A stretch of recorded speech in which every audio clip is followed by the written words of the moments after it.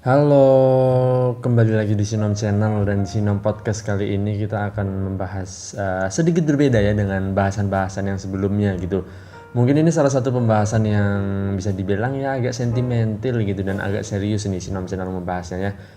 Karena ya aku sendiri sih biar nggak bosen aja gitu, kita coba bahas-bahas yang lagi in juga nih, lagi rame juga.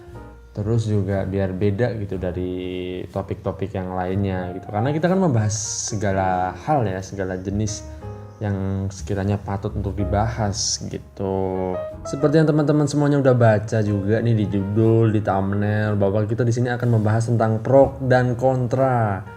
Ada nih gerakan namanya Indonesia tanpa pacaran ya. Dan sebelumnya aku sendiri udah mencoba ngecek ya, baru di Instagram dan di YouTube-nya mereka ini, di media sosialnya Indonesia Tanpa Pacaran. Di Instagramnya tuh udah ada 1 juta followers, wow. Dan juga di YouTube-nya itu ada 4.500 subscriber.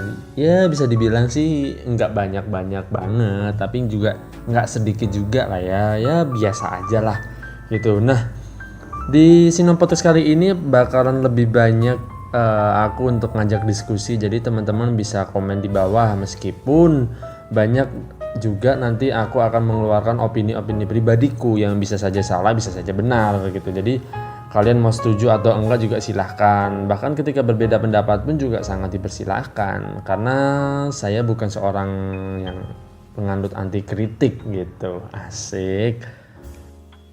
Oke, jadi langsung aja yuk kita bahas. Nah, ini mulai dari pertama dulu nih. Mulai dari namanya, Indonesia Tanpa Pacaran. Sedangkan ketika sudah berani membawa nama besar Indonesia, di dalamnya itu ada berbagai agama dan kepercayaan loh. Gimana tuh menurut kalian? Komen di bawah ya. Next ada statement, apa sih manfaat pacaran selain sakit hati dan selingkuhi? Ini menarik sih buat aku. Memangnya menikah menjamin tidak akan sakit hati dan gak bakal diselingkuhi gitu ya? Ya, tapi setidaknya sudah sah kalau menikah, daripada pacaran justru hanya akan mendekatkan ke zina. Di poin ini aku tidak sepenuhnya setuju. Kalau pacaran mendekatkan ke zina, banyak juga kok mereka yang pacaran tapi tahu batasan. Dan banyak juga yang sudah menikah masih melakukan zina. Cuman yang mau aku bahas lebih ke arah gini. Pacaran di sini digunakan sebagai momen untuk mengenal satu sama lain lebih dalam lagi, agar ketika kita memutuskan untuk menikah dengannya, setidaknya kita udah sedikit kompromi dengan keburukan-keburukan sifat yang kita tahu pas lagi pacaran. Ya, at least kita lebih siap. Bahkan kita masih ada opsi untuk putus saat pacaran. Karena yang aku khawatirkan gini, ketika kita salah menikah dengan orang yang tidak tepat gitu ya, atau orang yang salah, deritanya itu seumur hidup loh. Ujung-ujungnya cerai, lalu dengan title janda atau duda. Nah, pertanyaannya nih, lebih baik mana? Putus pas pacaran atau cerai pas nikah? Ayo, komentar di bawah ya. Nah, terus satu lagi nih, kalau nikah niatnya cuman buat ngehindarin zina, cuman pengen enak-enak doang, apa nggak kasihan ke anak? Kalau pada akhirnya ya tadi amit-amitnya sampai cerai karena nggak tahu sama satu sama lain gitu. Ya menurut aku sih nikah itu sekali seumur hidup loh.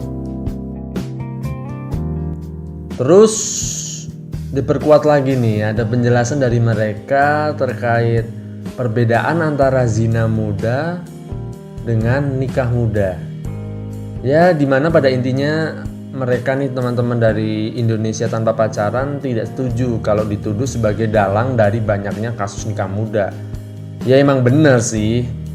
Yang pada nikah muda kebanyakan karena hamil duluan, bukan karena gerakan Indonesia tanpa pacaran.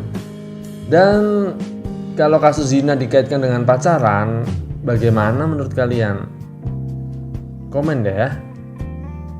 Karena justru biang keroknya itu sebenarnya bukan pacaran, tapi karena kurangnya sex education kalau menurut aku. Emang gini, zina khusus untuk orang yang pacaran doang gitu? Banyak loh perempuan di luar sana yang diperkosa bukan karena pacaran. Terus lagi budaya nikah muda ini kan dari zaman dulu udah ada. Justru sekarang ini menurut aku lebih aware bahwa itu salah gitu loh. Banyak yang lebih sadar, banyak yang udah pada sadar. Terus hal yang bikin Cinom akhirnya membahas tentang Indonesia tanpa pacaran ini kan karena masuk trending ya. Dan trending ini tuh bermula dari unggahan dari teman-teman ITP atau Indonesia tanpa pacaran itu di Instagram mereka. Mereka memposting sebuah gambar mengenai rincian biaya yang dikeluarkan untuk berkencan atau berpacaran.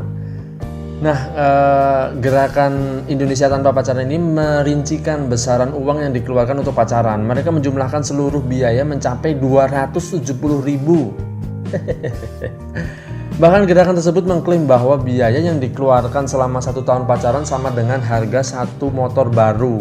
Nah, ini menarik banget nih ya.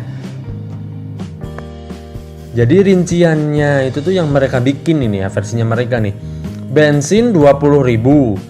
Makan di mall 100.000, nonton bioskop 100.000, snack 50.000, jadi jumlahnya itu 270.000.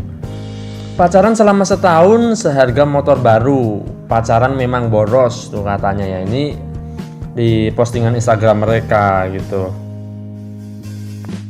Otomatis mendapat respon dong ya pastinya dari netizen nih. Nah, salah satunya nih Cinom ambil dari Twitter nih, ada dari @agungmreza nih pakai H. Dia nge-tweet begini, ya kalau bukan pro pacaran, nggak usah ngebahas pacaran yang doyannya emang foya-foya dong. Kita nggak nyenggol kaum situ loh. Duitmu duitmu, duitku duitku. Atau ini kampanye merekrut anggota baru ya? Waduh. Nah, tweet tersebut dibalas oleh @yaagitoe, ya gitulah ya bisa dibacanya. Padahal jadi anggota mereka juga bayar, belum bensin buat berangkat kajian tiap minggu, beli merchandise-nya, beli bukunya, belum kalau ada seminar dari tokoh tertentu, sama aja borosnya. Itu tweet-tweet dari mereka nih. Nah, sedangkan sebenarnya gini sih, secara logikanya kalau memang mereka menyimpulkan seperti itu, mengeluarkan argumen seperti itu, teman-teman kita misal kalau yang jomblo gitu bisa sampai 6 tahun atau 7 tahun bahkan, berarti mereka harusnya udah bisa punya 6 motor baru dong, atau 7 motor baru bahkan. Iya gak sih? Itu aja secara logika simpelnya gitu. Nah, kalau kalian gimana tuh? Silahkan komentar di bawah deh. Oke, lanjut ya. Dari pantauan pada Instagram Indonesia Tanpa Pacaran, gerakan tersebut tidak hanya mengunggah kegiatan kajian, melainkan juga mereka menjual sejumlah barang dengan harga yang tidak murah. Seperti jaket berwarna merah dengan tulisan Indonesia Tanpa Pacaran dibanderol dengan harga 220.000 hingga 360.000. Barang yang dijual lainnya ialah buku senilai 25.000. Adapun tema-tema bukunya seputar pacaran dalam hukum Islam, menghindari pacaran dan lain sebagainya.